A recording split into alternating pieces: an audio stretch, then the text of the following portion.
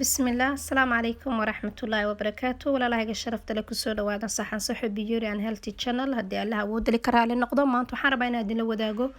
canjeelo oo ah canjeeladii sidii Soomaaliya loo sameeyo oo aan ahayn burka faxsan laga sameeyay burkeena caadiga ah sidii Soomaaliya canjeelada u sameeysanay insha Allah waxaan soo qaatay burka cad ay bur cad ah kaad adiga markaas haysatid maanaha mid magacu gaar maaha waa burka cad ee caadiga waxaan soo qaatay ugaalida labadeeda nooca cad iyo ka yelowga ah laakiin hadba kii markaas ku yaala ama ka cad ama ka yelowga ah baad samaysan kartaa ama hadhuudh baad samaysan kartaa hadhuudhka shiidan baad ku darsan kartaa waxaan ku daray insha Allah qaadada yar ee koofiga lagu samaysto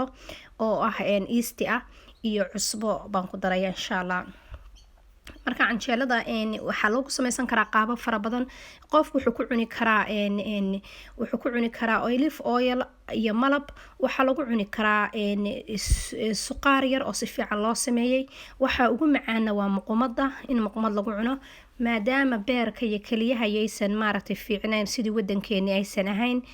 casha laga dhigan karaa qadana waa laga dhigan karaa quraacna waa laga samaysan karaa laakiin maadaama quraaco kale oo badan la heli karo adayse asay tahay dhaqankeeni tahay bishiiba hal mar in la iska samaysto way iska fiican tahay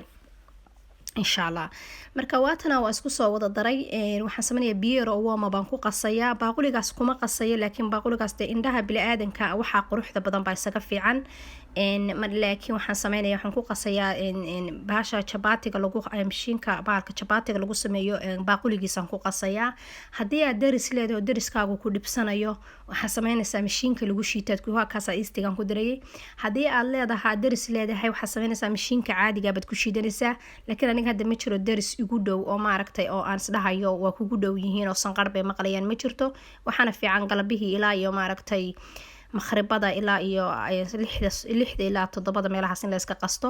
waa kaas ma sha Allah waan qasay gacanteedan ku qasay intaan miiska mara saaray si aan u qaylqaylin yani xagan dhagaha iga dhibinin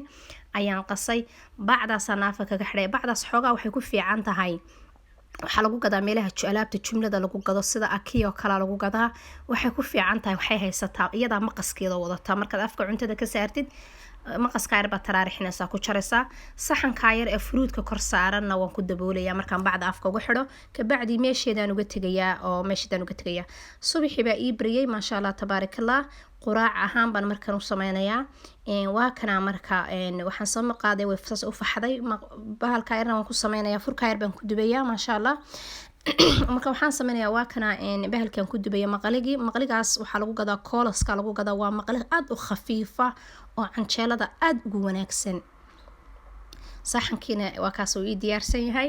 ka bacdi waxaan soo qaadanayaa fargeetada baastada lagu walaaqo lagu kariyaan soo qaadanaya waan isu dhexgelinayaa si ay maartay yani saa isu raacdo hadda way faxsan tahay u degto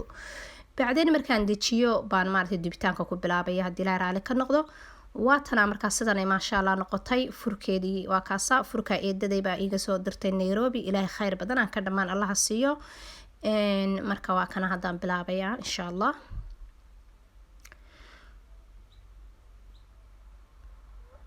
okay ما شاء الله حبدي ugu horeysay waatana tartiib waqti badan ma ka cunayso dabka waa okay buu ku yahay canjeeladana waxa wanaagsan in la isku foorfooriyo laba la isugu fooriyo laana hadda korka iska saartid iyadoo dhan waxa weeyaan waxa hadda casaankaas xabada canjeelada afkeedu marsamaya kabad canjeelada kalarka iska bedelaysa xitaa hadda in yarka gubato canjeeladu ka madoomaanaysa saas la isugu laba la isugu saaraa ilaa xabada u dambeysay kaligeed noqoto sidaas oo kale mooyaane laba la isugu fooriyo insha Allah waataas waa canjeeladii Soomaaliya indhihii quruxdii ma sha Allah